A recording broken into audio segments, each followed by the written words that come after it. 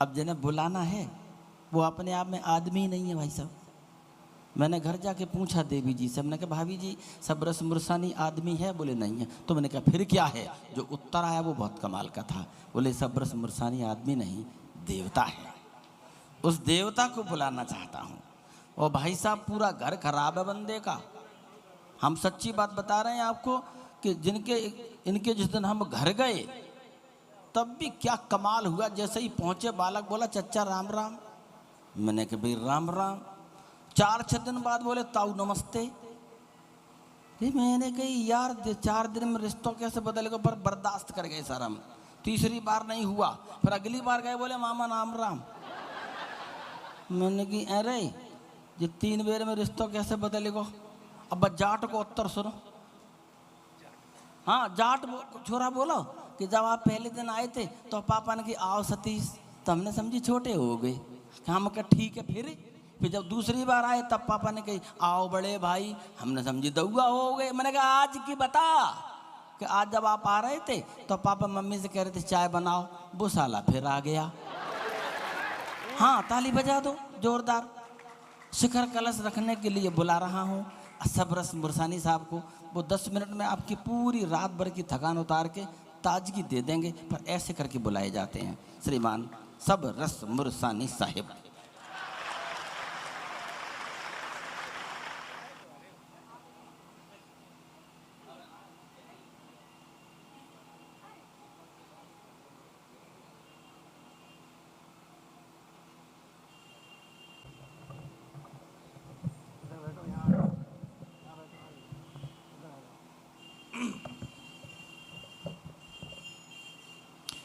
अब क्या आपके कानों में आकर कौन की ताली बजाओ? अच्छा जो कवि आएगा या कवित्री आएगी कि ताली बजाओ, भाई क्यों बजाएं? तुम्हारे नौकर हैं क्या? ताली बजाओ। इसलिए मैं ताली बजाने के लिए किसी से नहीं कहता हूं। आजकल तो मैंने ताली बजाने का एक कोड वर्ड बना रखा है। जब मैं ऐसे करूं समझ लो ताली बजानी है। एक बार जोर से रिहर्सल करते हैं। Thank you, I love you. बहुत बढ़िया। दादा वो मेरा साला है ना, साला वो हकला है, हकला। एक एक शब्द को 5-5 मिनट में बोलता है। जैसे ही साला मेरे कमरे में आया और मुझे देखा, मुझे देखते ही बोला कि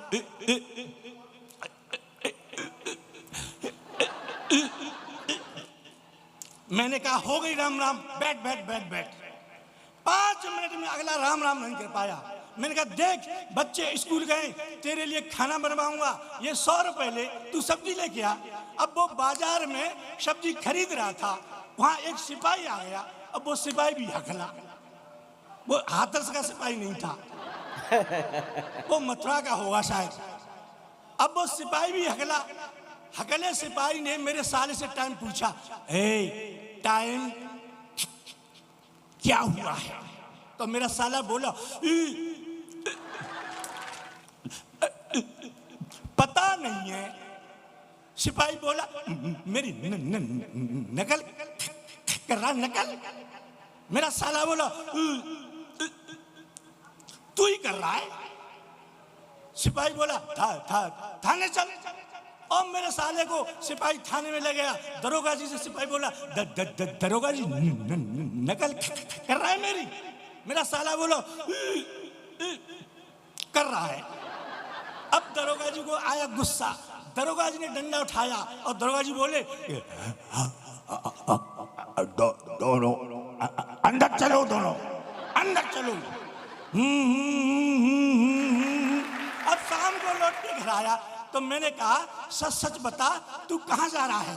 बोला इंटरव्यू देने जा रहा हूँ।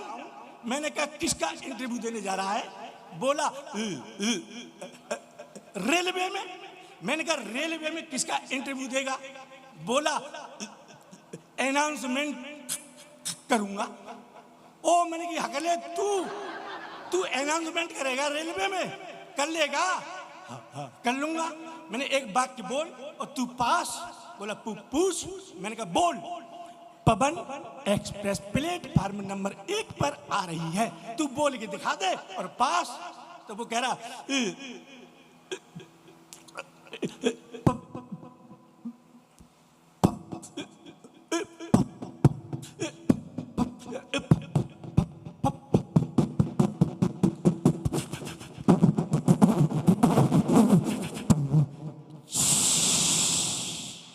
मैंने क्या हुआ, गई। देखो सामने वो बहन जी बहुत अच्छा हंस रही है बैठ के। दादा मैं गया दिल्ली, मैंने खूब जोर लगाया हंसाने का। एक बहन जी बैठी सामने, मैंने खूब जोर लगाया और वो कुप्पा बन के बैठी हूँ, हंसे नहीं। क्यों कि बार बार घूरे मुझे एक मेला मंच पे। मैंने कहा बहन जी बीमारी तुमको कैसी है, हंसो नहीं बिल्कुल, ताली भी बजाओ नहीं, मेरी कविता की कर दी तुमने ऐसी तैसी है, मेरी कविता की कर दी तुमने ऐसी तैसी है। महिला बोली देख तुझे गुस्सा बहुत आ रहा है, ये मुझे कुछ उड़ाने आ रहा है। यार ये मत कहना, मैं घर का आदमी हूँ। महिला बोली देख तुझे गुस्सा बहुत आ रहा है, पर क्या करूं मेरी तकदीर ऐसी है, मन करता है 2-4 हाथ धर दूं, क्योंकि तेरी ये सूरत बिल्कुल मेरी सास जैसी है। तब मुझे पता लगा ये क्यों नहीं है सर ये वास्तव में। और 4 लाइन मैंने लिखी। एक लड़के से बोला एक दिन मास्टर, तेरे अंदर हिंदी का बहुत अभिमान है और राहुल गांधी बनेंगे प्रधानमंत्री देश के, बोली इस वाक्य में कौन सा अलंकार है। एक लड़के से बोला एक दिन मास्टर, तेरे अंदर हिंदी का बहुत अहंकार है, राहुल गांधी बनेंगे प्रधानमंत्री देश के, बोल इस वाक्य में कौन सा अलंकार है। मैंने कहा गुरुजी इतना भी जानो नहीं, जिसने पढ़ाया तुम्हें उसको धिक्कार है, और राहुल गांधी बनेंगे प्रधानमंत्री देश के, इसमें तो सीधा असंभव अलंकार है, इसमें तो सीधा असंभव अलंकार है। और 4 लाइनें अंत में और सुना रहा हूं। देखो मेरे मोहल्ले में एक भाभी रहती है मेरी। अच्छा उसके माथे पर इतना बड़ा बिंदा मैंने पहली बार देखा, इतना बड़ा बिंदा। तो मैंने कहा भाभी जी हमने तो पहली बार देखा इतना बड़ा बिंदा, क्यों लगाती हो।